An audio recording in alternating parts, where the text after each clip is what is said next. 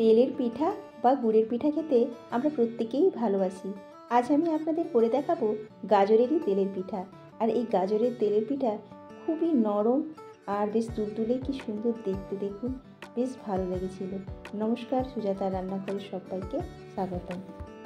আমি এখানে নিয়েছি দুটো বড় বড় সাইজের গাজর, তাকে মিহি পেস্ট বানিয়ে নিয়েছি। এবার আমি নেব, এখানে আমি নিয়েছি 1 কাপ পরিমাণ চালের গুঁড়ো, 1 কাপ ময়দা আর নিয়েছি 1 কাপ সুজি। তবে সুজিটা নিয়েছি ছোট কাপে, মানে এই বড় কাপের হাফ। আর 1 কাপ পরিমাণ ময়দা আর 1 কাপ পরিমাণ চালের গুঁড়ো। এখানে চাল আর ময়দা সমান সমান আর সুজি হাফ। আমি এখানে ছোট কাপের 2 কাপ নিয়েছি দুধ। এবার দুধটাকে একটু কুসুম গরম করে নিয়েছিলাম। এবার ওর মধ্যেই আমি প্রথমে দিয়ে দিয়েছি চালের গুঁড়ো, তারপরে দিয়ে দেব গাজর। তবে আমি প্রথমে সব কিছু একটু অল্প অল্প করেই দিচ্ছি, আমি এখন বুঝতে পারছি না যে কতটা লাগবে। তারপরেই দিয়ে দিয়েছি সুজি আর শেষে দিয়ে দিয়েছি ময়দা। তারপরে দিয়ে দিয়েছি একটু মৌরি আর দিয়ে দেব হাফ বাটি পরিমাণ দিয়ে দিচ্ছি এখানে গুড়, আর দিয়ে দিয়েছি নুন। কিন্তু আমার পুরোটাই লেগে গেছে, ওই মাপ অনুযায়ী আমি এখানে পুরোটা আমার লেগে গেছে।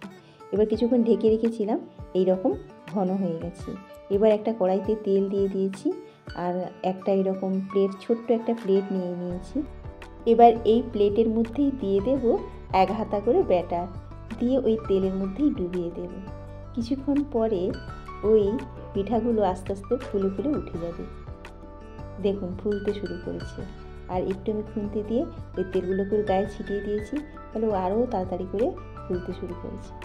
বেশ কিছুক্ষণ সময় ধরে একটু হালকা আঁচে এটা একটু ভাজতে হবে। প্রথমে কিন্তু একটু গ্যাসটা বাড়িয়ে দিতে হবে, তারপরে হালকা আঁচে করতে হবে।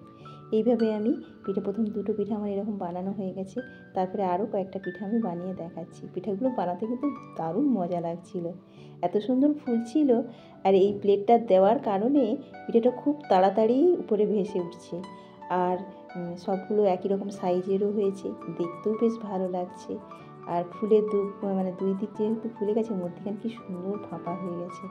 আপনারা বাড়িতে এইভাবে ট্রাই করবেন, দেখবেন, আশা করছি আপনাদেরও ভালো লাগবে।